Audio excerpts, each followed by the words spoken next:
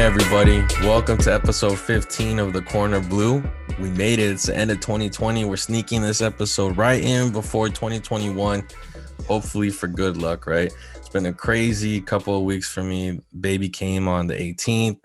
I'm in the club of no sleep. I think you can see the bags under my eyes, right? Yeah, definitely. Yeah, this is take two, everybody. Like I Welcome to the mentioned club. before. Thank you, man. Appreciate it. So we tried recording earlier. On a few hours of sleep, and I might have forgotten to press record. So this is take two of the intro. Thanks for tuning in, everybody, and I hope you had a great Christmas. Hope you had a great meal, great time with your family. Stayed safe, took all the precautions that you deem fit, because it's all good. I ain't judging you. But anyway, we're here to talk about Salvi football for one last time before the year closes. And first, I wanted to start off with the De Los Cobos drama. It's been on peak the last week. It seems the time that I had to look on my phone, it seems like that was the main topic coming out of El Salvador. What's your take on it, Hugo? It has never been my style to, criticize coaches or speak to that because I feel that it's always outside of my scope. I always support the process. I think it's important to complete them.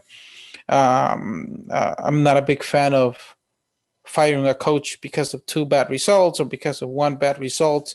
Um, there's I think that there's always that nostalgia, that those memories of what De Los Cobos accomplished with the national team. He's the last coach who took us to a hexagonal.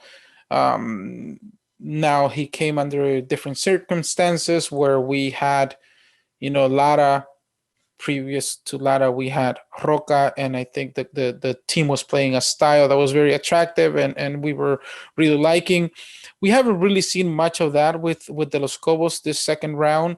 However, the results back them up. So I don't think that the result against the U.S. merits firing a coach, considering that a lot of the players obviously were not fit to play a match like that, and the national team hadn't played in 8 9 months.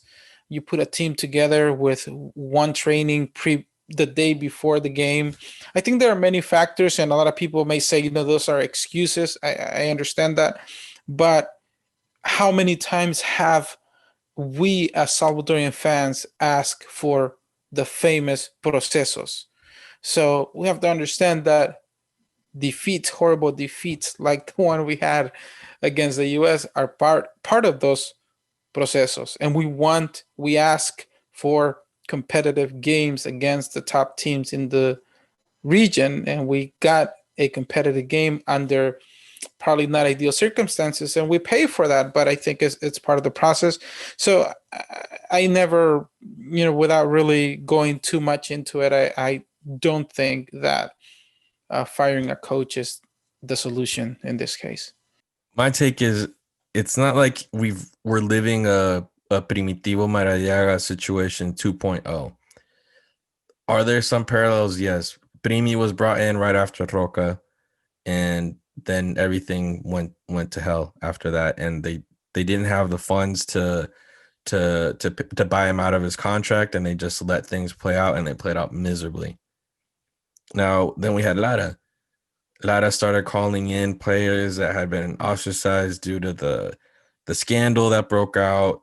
It seemed like he gave everyone a clean slate, and players seemed to feed off of that, where there was less judgment on what you had done in the past or outside the pitch, and it was who was doing decently or very well at the moment was called up, and you saw a wider mix or a broader mix of players and just a more frontal system that people liked. It was more rugged. It was more just brash, just pushing up, pressing high up, and just playing out the back and just going for it. It wasn't necessarily, Roca's let's build from the back, touching around beautifully. It was more, no, we're going all out. We're gonna go attack and let's see what happens. It seemed like that's what it was. Now he was basically forced out, and they bring in De Los Cobos, and just from my perception, it seemed like it was more of a PR move to try and deflect a lot of the scrutiny, a lot of the negative attention that the FESFUT got on how it handled Lara. And it seemed to work for a little bit, you know, like you mentioned, the nostalgia factor. He had a successful first stint, but due to the results and the style of play, fans quickly seem to get over that. But like you said, it's interesting that fans, when they want to, you know, call for a coach's head, and then in other moments we've asked for a process to play itself out. And I think this is just one of those instances where this process needs to play out. He was brought in under, you know, not ideal circumstances, but he's what they brought, and it has to play out, because I think bringing someone last minute would be very counterproductive. Obviously, we want the best for the national team, and it would be lovely to see them in the last round.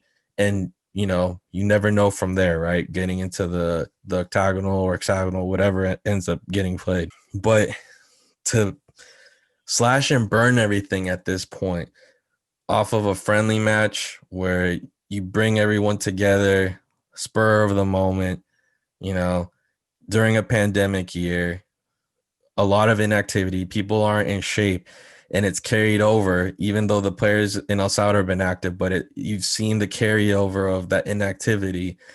We were just slow, or they were just slow, and we got ran over.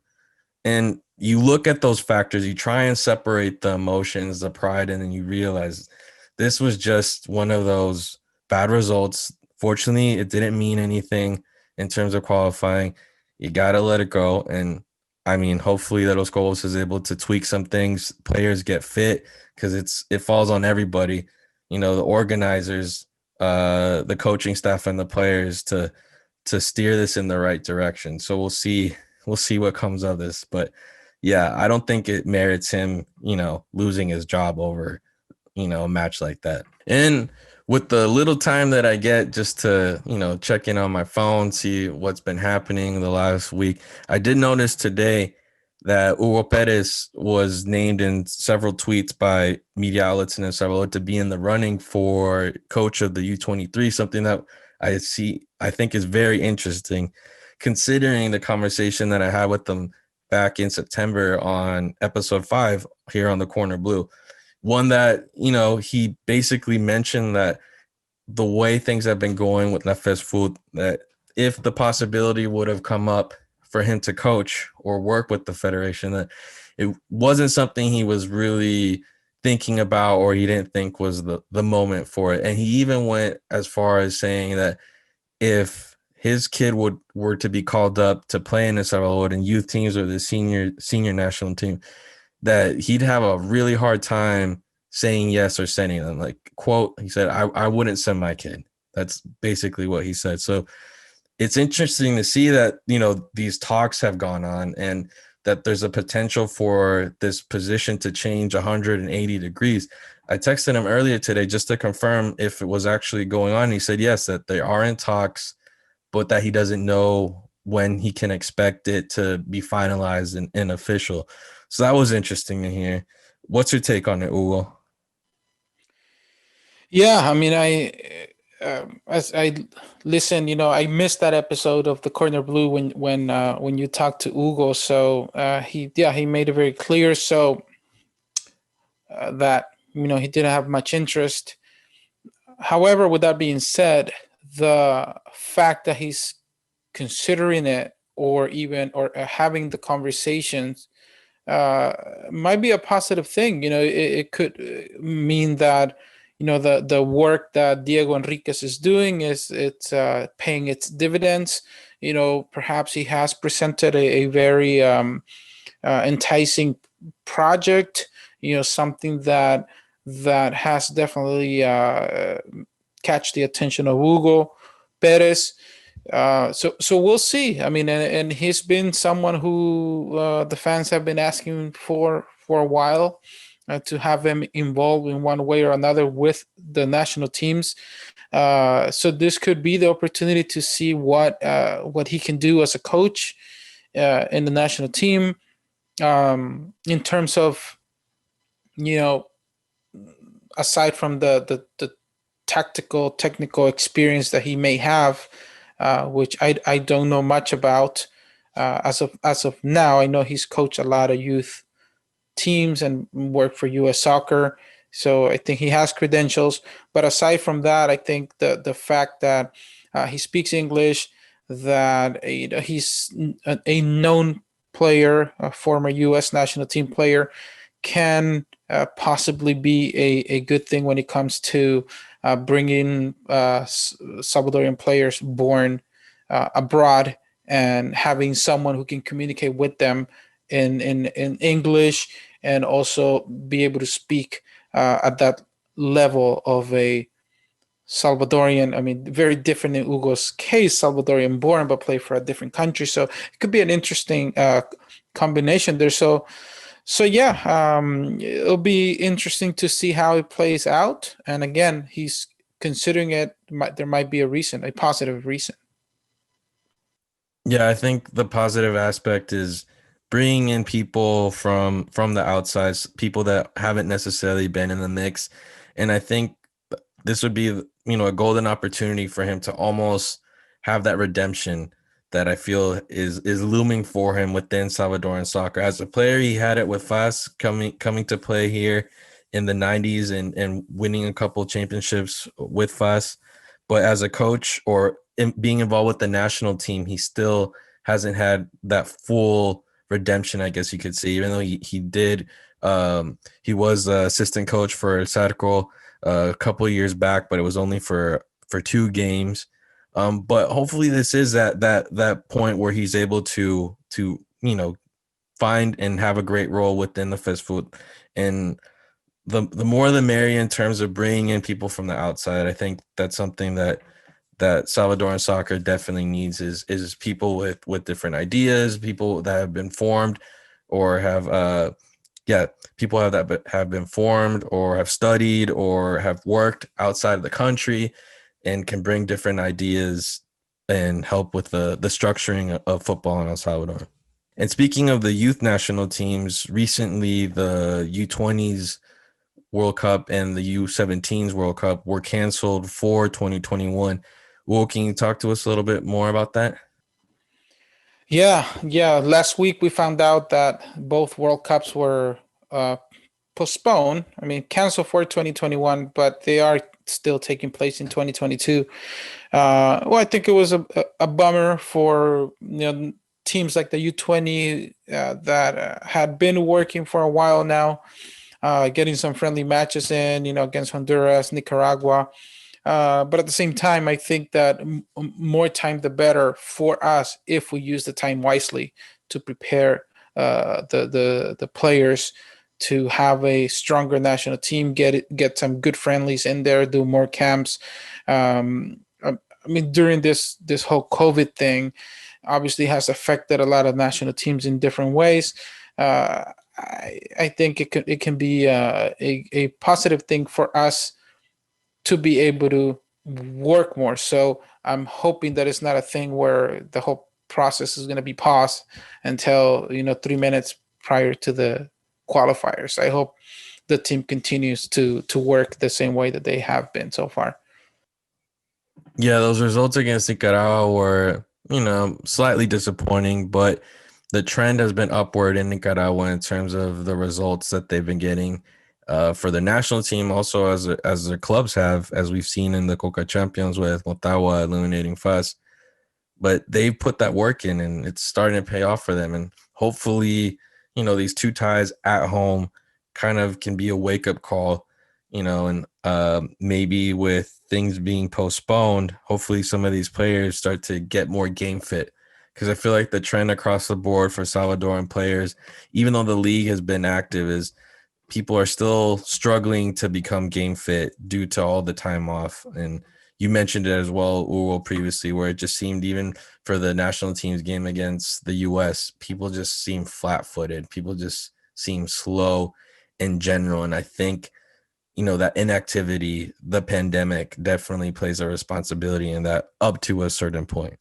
But yeah, we'll see what the year brings in terms of bringing those younger players, and hopefully we can start seeing more and more of those players that you've scouted, like Marcos Velado and our guest today, Enrico Hernandez. We had the pleasure of talking with him earlier today about his sensations surrounding his debut. He finally made his debut for his club Vitesse in the Netherlands, and we had the pleasure of chatting with him.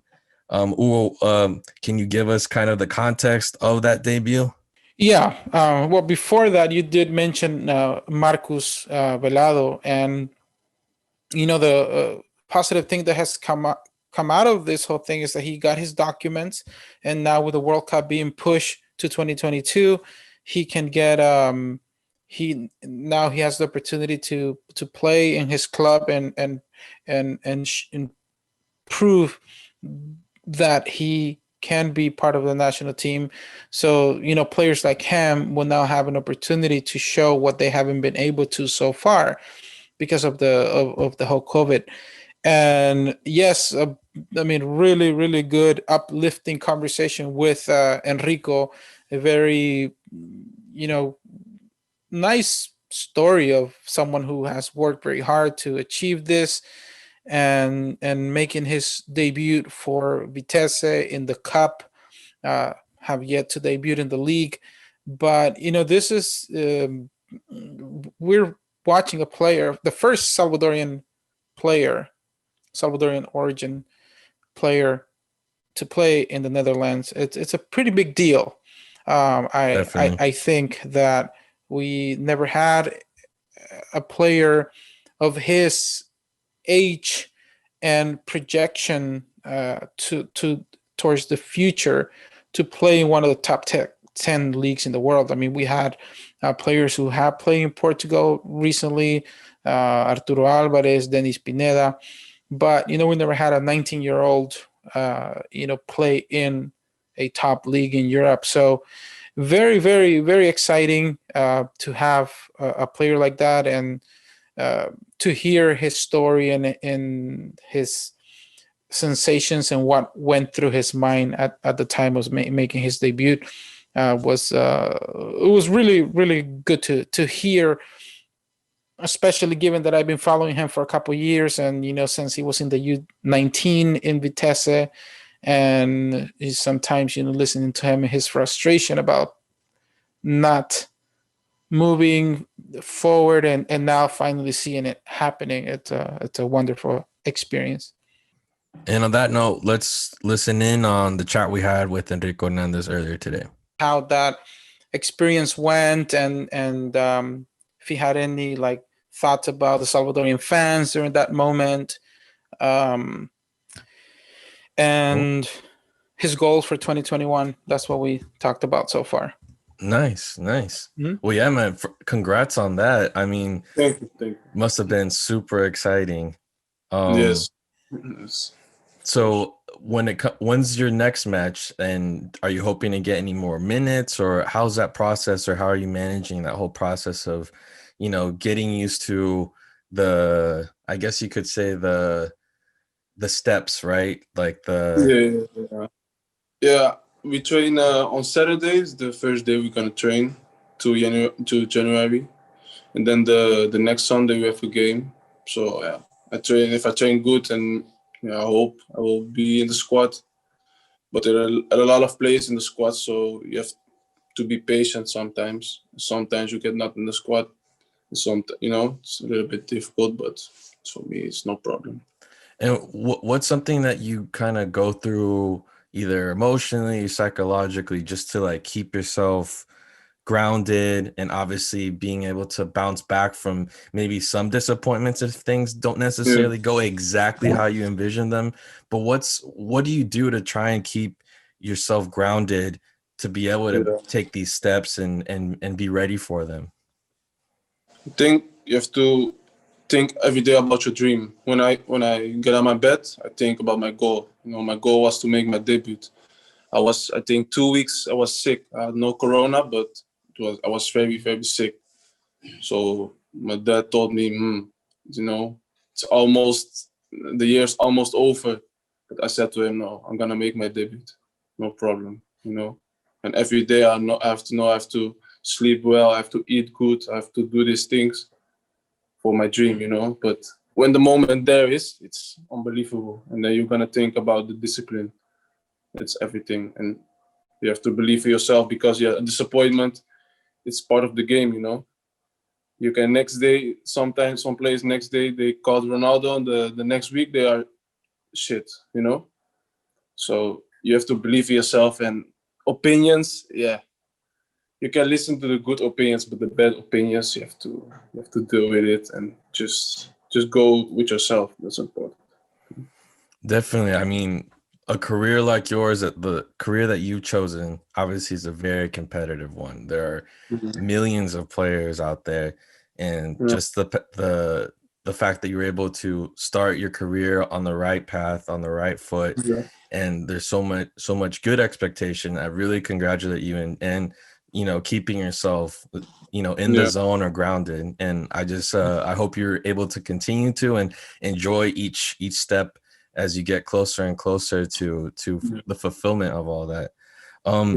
When you were about to make the debut, like, what were you thinking mostly? Like, you know, of your dad and being able to make him proud, or was there anyone special that you were thinking about, or moments that you were reflecting during the match that, like, once you were going in, it went away? Or what was that process? Yeah, and I was standing the line, and I knew I'd come in. I just think about my family and all the fans and my friends that are watching. Everybody's watching, but especially, of course, my family. I think what I thought, what they are seeing now. You know, I see the stadium, but they see her from the TV. So, but when I came in, yeah, everything was gone, and just enjoy the moment. It was like a movie for me, like a dream. But I was a little bit nervous and I had shaky legs, but it's no problem. Said the trainer. So. And so you got a couple minutes in right before the end of the match that you went in. How many touches did you get, or were you able to, like, zone in, know where you had to be? Did you still have those shaky legs or butterflies, like the first couple of seconds, or how long did it take you to just, like, realize, okay, I got a job to do? Yeah, it was like 20 seconds, and then I get the first ball. And then I played against after a teammate, but he slipped. So it was a thing like, but in my mind, if I make a mistake, I make a mistake. It's no problem for me. I go on, you know. Then I get the second ball and I dribble inside, and I give a pass to Basur, and then I make a fall. But I think I had like 4 or 5 ball touches. It was you know, high level. So, but yeah, when I came in, I didn't think about the game. You know, just I think about shit. I make my debut now. You know, I was like, whoa, I'm in the field right now. So it was a little bit not the best. The best, how you say that? The best, how you think. You have to think about the soccer, of course, but it was a special moment. So the trainer said to me, "It's no problem." Definitely. So, did you get the match ball or anything special to commemorate the match? My shirt, my game shirt. And, my shirt is now in a list, and we making a list with pictures. So when I get the list, I'm gonna make a picture and I send it to you. Nice, man. Yes, first shirt. And how is it moving up to the first team? How do the regular players or the older players, how have they been accepting of you? Are there any weird, like, traditions of, like, making the rookies or the first year players, like, carry more equipment, or is there any type of hazing, any type of, like, ritual to, like, break you into the first team and welcome you? Well, I know a few players because the last year in 2019 I trained also like for 5 months with the first team, but then I have to go back to the under 19. But yeah, the guys they talk to me, they give me the ball, they give me, you know, trust. So, and I knew 3 guys or 4 guys from the youth when I played with the under 19. They're my friends. So it was not, for me, it was not difficult to come in the first team. It feel like just I like playing on the streets. So What's your? I know you play as a number 7, right? On that game. no, we have 2 strikers, and I was one of the 2 strikers. Oh yeah, you were on the left side. Yeah, but the trainer sees me more as a midfielder. Okay. And I feel more comfortable on the midfield. That I can As a attack. 10? Yes, a 10, but also I can play as a left central midfielder because I developed really good there. I just my defending is probably going to keeping better, you know. So I think in the future, or my best position, I think on the midfield. For me, the best position. So. Well, I mean, it must have been a great like Christmas gift to you, your family, especially you know, something so special at this time of year must be extra special. Yes, very. And then one thing I wanted to talk to you about, and I don't know if you've asked them this, but in terms of your roots with the Salvador, could you mention like how it's been for you growing up being Salvadoran in the Netherlands, and how has your family been able to keep their connection to the roots in El Salvador? What has that looked like for you? Has it been through food, through language, through watching YouTube videos? What has that looked like for you? Have you traveled out here, that type of stuff? Yeah, I've never been in El Salvador. Only my sister. I was on vacation last year with my brother-in-law. My father's not going back, like I think now 30 years almost.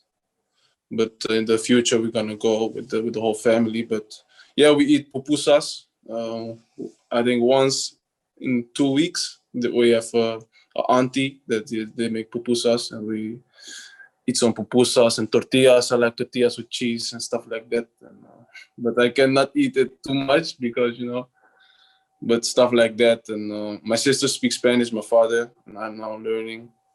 So my father say on YouTube he watches movies from Salvador and El Salvador, the beach and the soccer sometimes, stuff like vlogs, you know.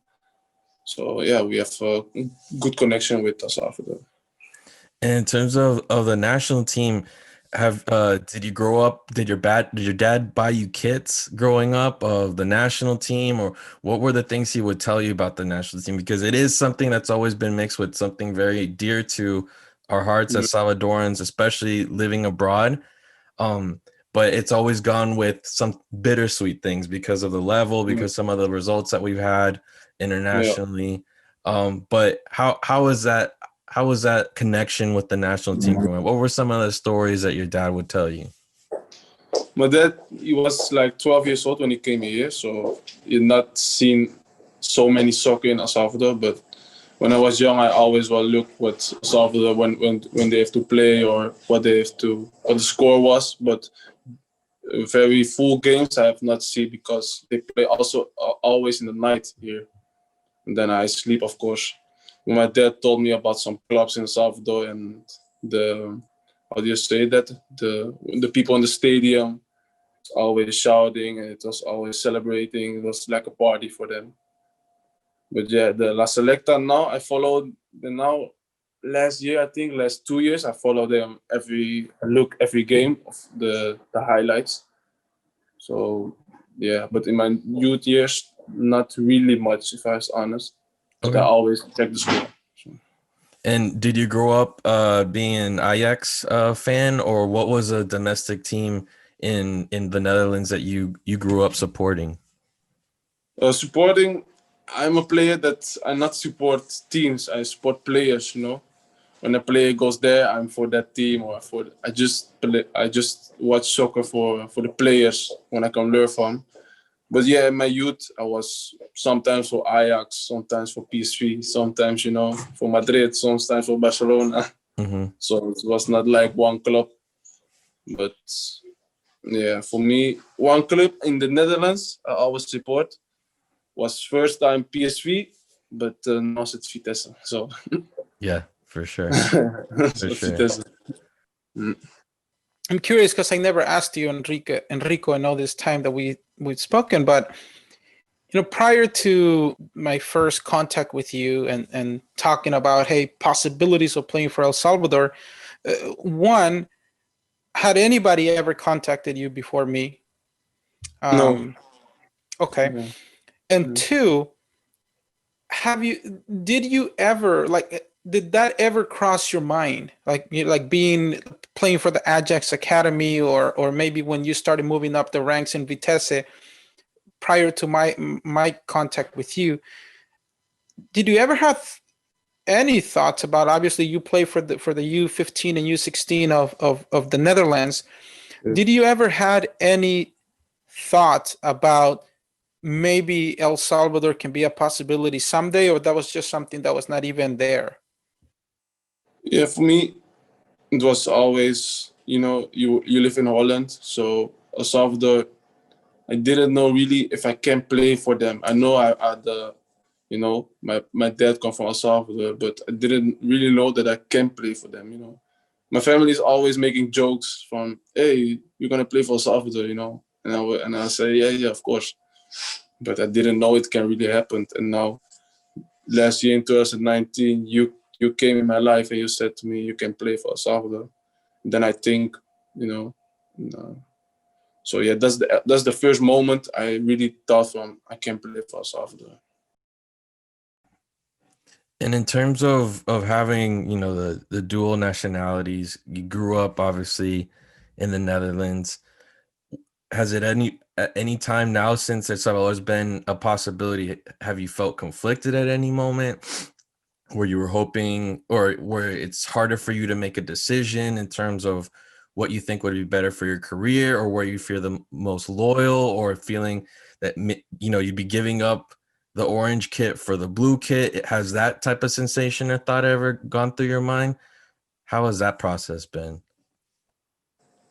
Yeah, for me, I make my own decision. If I want to play for El Salvador, I'm gonna play for El Salvador. If I want to play for the Netherlands, it's my life. And people can say, yeah, you live in Holland and Holland give you so much, but I don't think like that. If I want to play for El Salvador because my feeling is better there and I'm happy, for me it's important to be happy, then I'm gonna play for El Salvador. So people can say a lot, but yeah, I think the feeling for me is the importance, and I went where I'll be happy. That's really important. Yeah, that's something that has been kind of like a theme for our podcast, because obviously here we are talking about Selecta in English, right? And most of the time our guests are Salvadorans that have been born abroad and then end up playing for La Selecta. And they do say it is a very personal, process, decision, and everyone goes through it differently. So I definitely appreciate your answer. And Yes. and hopefully we get to see you with that blue kit, man, because it'd be great. I've heard today that Hugo Perez, a former US player born in El Salvador, is in the mix to possibly be the coach for the U23s. Yeah. That would be an interesting mix. He's the uncle of Josh Perez, who played in MLS. He played for Fiorentina. Now I think he's in second division in Spain, right, Hugo? Segunda B. So like third tier. Yeah. And just that, I think, starting a process at a U23 instead of the national team, the senior squad, seems like an interesting move, thinking, beyond Qatar, thinking more towards 2026 and beyond, rather than just the immediate. Yeah. And you being in the mix makes it even more exciting. So hopefully we get to see you, make your debut with that blue kit sometime soon, man. Yes, thank you. Hopefully, of course.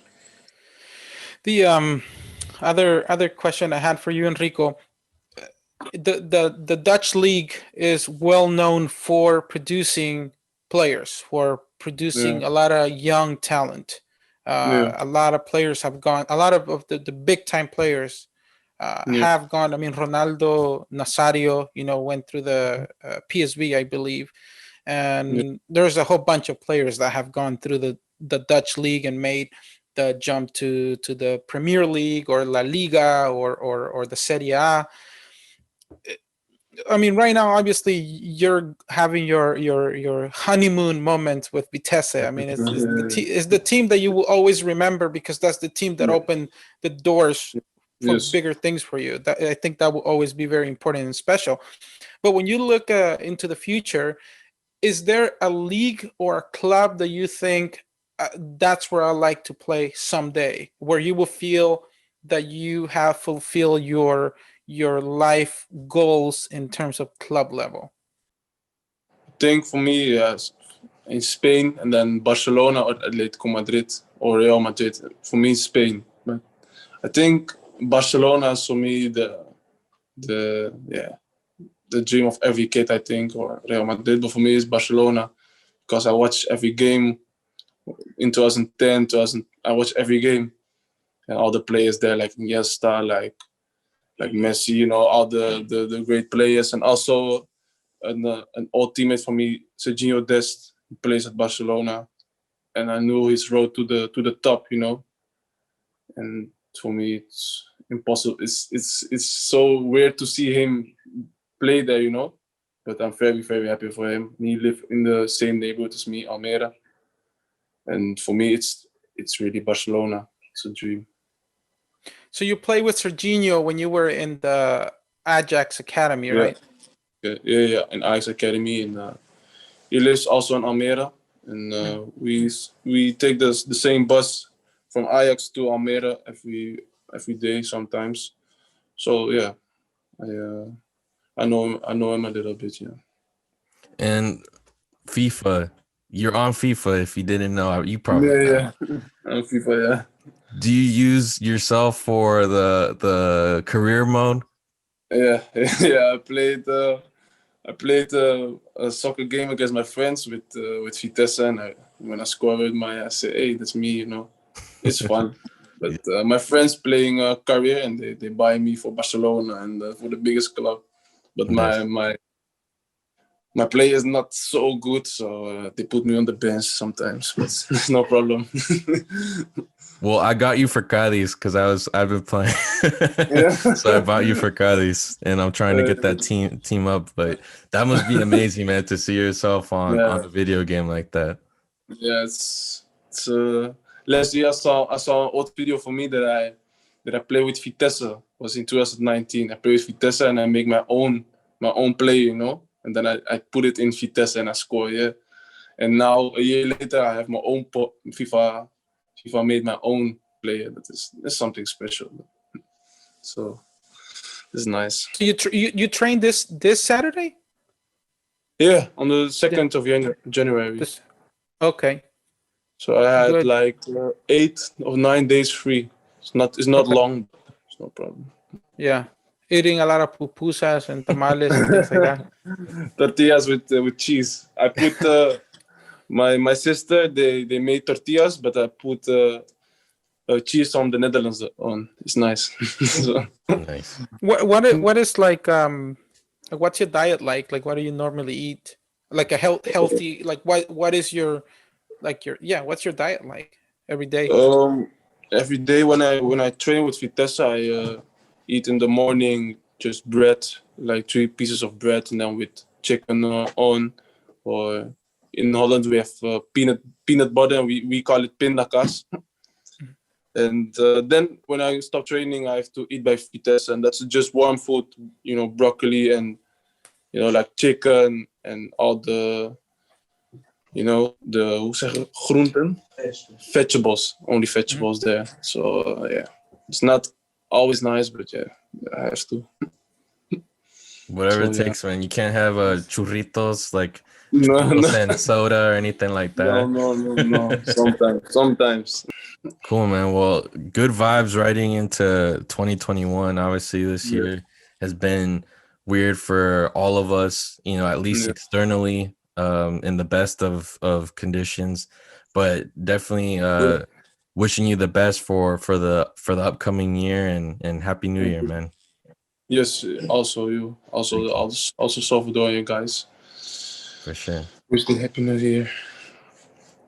Well, thank you, Enrico, again, and Happy New Year, and hopefully you, you know, just keep having more success and playing more minutes with the first team. And Yes.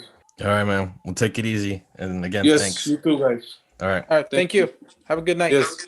All right. Good night. Bye. All right. There's nothing more exciting to hear someone being able to express the joy and fulfillment that they got reaching one of their all-time dreams, which is debuting, making their professional debut.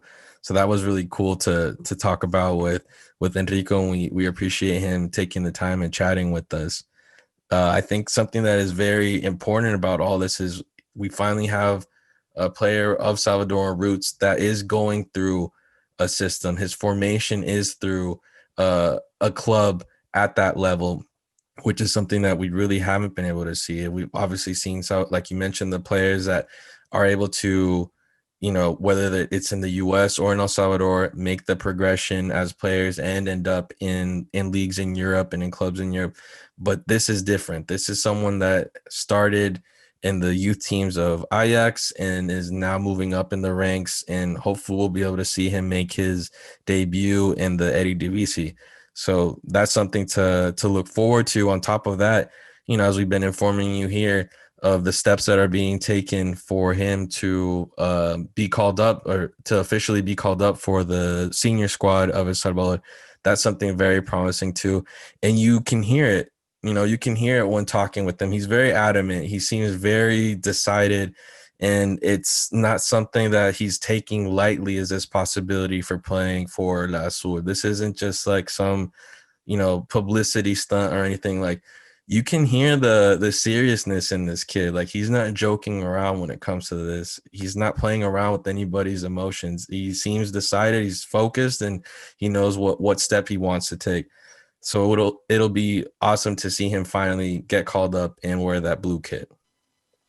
Yes, I'm looking forward to that. And there were a couple opportunities that were missed this year due to COVID, including the game against the US, where he was part of the roster for that game, but he couldn't travel into the US. But yes, we're talking about a player who, and we like we talked in the interview with him, who plays in one of those top 10 European leagues, but a league well known for exporting players into those other top maybe 5 leagues in Europe. So I think for Salvadorian fans, we are maybe about to watch a player that has the potential to, why not, play for Barcelona. I mean, why not? I mean, like he mentioned, his teammate Serginho Dest plays for Barcelona now. They used to ride the bus together to their hometown. So I think that fans could, dream of having a player in one of those top clubs in the world. Why? Because he's gone through that formation of the Dutch system, which is very good, and he holds the European passport, which helps a lot to make moves within the top European leagues. So everything has to be one step at a time, of course, but when I remove my scout hat and put on my fan hat, I'm very excited. I mean, how many of us follow Barcelona, Real Madrid, Atletico Madrid, whatever team you follow? But we wish Cádiz, we wish to see another Salvadorian player like El Mágico González play in one of those top leagues, and Enrico could potentially be one of those. We'll see, one step at a time. But definitely don't Freddie ado him, man. Don't curse him. Exactly. I don't want to do that. Yeah. And speaking of that, no, it is very exciting and interesting to see how a club in the Netherlands handles a situation like this. And it's almost like a template that you see throughout the main leagues, that players reach a certain age and you start slowly but surely giving them minutes, giving them confidence. Usually it's in the cup games, whether it's Copa del Rey or the FA Cup, or wherever it is. but usually it's those cup games that give that right amount of competition and roce, I guess you could say, for the youth players to start building themselves, to start developing and getting fine-tuned to be at that level. And so it's nice seeing that progression and him following that template. And you can only just get excited for what's to come, which is something that, you know, with the whole Freddie Adu story, I was listening to the Grant Wall podcast on Spotify these last couple of weeks, and you just see the complete opposite with how MLS handled Freddie Adu's development, who was a part of that U23 team that La Zulita eliminated on the way to London 2012. But yeah, so all the best for Enrico. We look forward to you wearing the Azul y Blanco, but with the ES crest on it rather than the Vitesse crest. And it was great getting to know him and chat it up with him. And moving along, it's the end of the year, ladies and gentlemen. So we figured we'd do a little special segment to close out every New Year's Eve. Cada 31. My family would get together. We have either, you know, our apple cider, or the adults would have their water or whatever, or maybe I would have some too. But basically, we would all meet up and make sure that at midnight, we always would do like a brindis saying, Ojalá que nazca, o que nazca el mágico, el nuevo mágico este año. And then we'd take a sip. And I think we've been doing that for like over 20 years now. So we have yet to see that person emerge.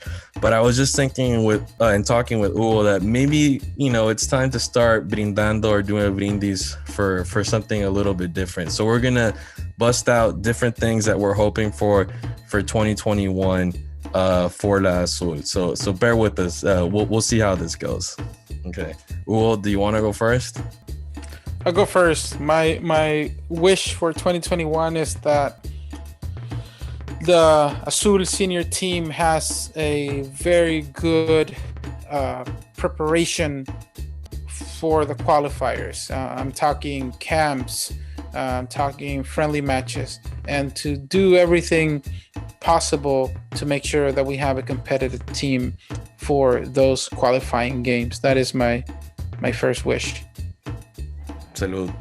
You got to rate with some tea. I don't have tea in mine, but it works. So salud.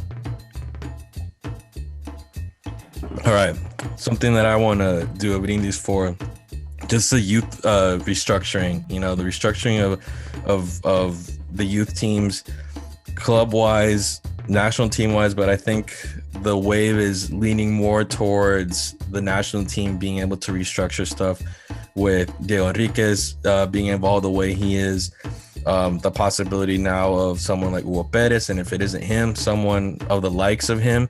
Also, your involvement with bridging that gap officially. So hopefully that continues, where the player pool just expands and we're able to develop players, not expect players to show up like Cristian Castillo did in his day, where, you know, he came out of left field basically. But we develop players from a young age so that they all have similar characteristics by the time they reach a certain age. So, salud. Salud. Salud. My other wish is for a successful World Cup. Oof. I'm going too far ahead. Successful Gold Cup. How do I envision a successful Gold Cup? To me, a successful Gold Cup would be a Gold Cup in which we are competing to be in the top three. That's the a group wish. or the region? The region. Okay. in the region, maybe that's not going to happen this upcoming World Cup, but who knows? But to me, when I envision short-term accomplishments or success for the senior national team, to me, the Gold Cup so far has been our World Cup.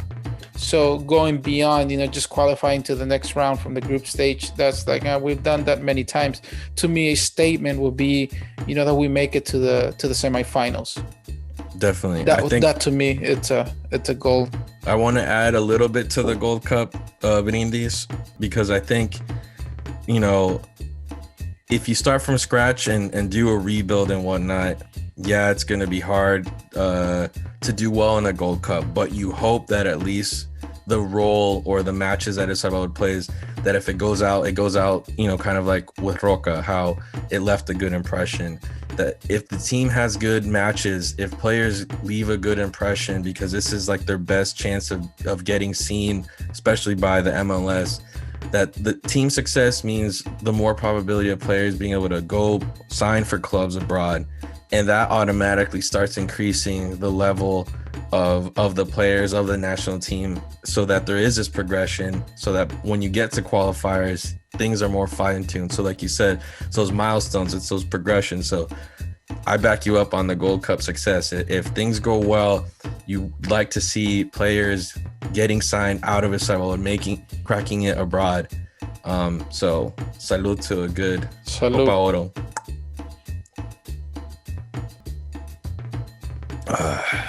All right. Then Should I go with the next one, or you go next? With the next one, since I just talked a lot. Well, the next one for me will be the youth national teams. To see at least one, either the U17 or U20, qualify to another World Cup, and I think it's doable. I think the U20 format makes it very, very doable for us to qualify to another youth World Cup. Cheers to that. I think there's no other better way of developing your players by putting them on a higher stage than just domestically, than making it to a World Cup, because they get that travel abroad, they get that treatment of being pros, even though they may not necessarily be on the senior squad yet or fully professional back home. But it is an experience that players need to see what is out there, that if they're able to reach a certain level of performance, of what is waiting for them abroad. So here's to hoping La Solita does well. All right, I'll do this next one. And then also just hoping that, you know, things go well in terms of the recruitment of players, of La FESFUT opening its doors to players born abroad, but also to coaches that'll be able to develop talent at home, because the future is the youth. You know, the youth system needs to be restructured and improved. So hopefully you see an increase in the player pool, and good luck to you and Diego Enriquez on reaching out to players born abroad, and also to whoever comes in to coach these youth teams to develop them, because yeah, we need the biggest pool available. So here's to success to doing that casting and bringing as many people as possible. Salud. Well, I just ran out of my drink. So there you have it, folks. That's the Brindis for 2021. We'd like to thank you so much for tuning week in, week out, dealing with our little hiatuses here and there, because life happens. It's 2020, right? So again, thank you so much. Thanks for the likes, the comments, subscribing, the word of mouth. We're going to continue to try and be as regular as we can with the show and reach out to you guys and comment back whenever you comment. But again, thank you so much for making, at least my 2020 has been a lot more exciting and thrilling and fun, being able to do this podcast and communicating with y'all. And it's been fun, you know, talking with, I haven't seen you in like 4 or 5 years in person. So it's been cool catching up. 6 years. Yeah, about 5 years. Yeah. Yeah, it's been a bit. So it's been tight being in touch and doing this. So here's to a 2021 full more episodes of The Corner Blue. ¿Quieres decir algo vos? Oh, yeah. No, thank you. All right, everybody. Again, thank you so much. That's it from us. Enjoy El 31. I hope you get your hands on some cuetes. Just don't get into too much trouble. Stay safe out there. Enjoy your 12 uvas. If you do that, I don't know if you do like mandarin peels and put it in your wallet. That's something that we used to do, but I don't know if that's like truly Salvadoran or, you know, my family just made that up. But anyway, hope you have great health, much success, and happiness for the new year. And hopefully wearing this blue doesn't feel too heavy next year. So, all right, everybody, have a good one.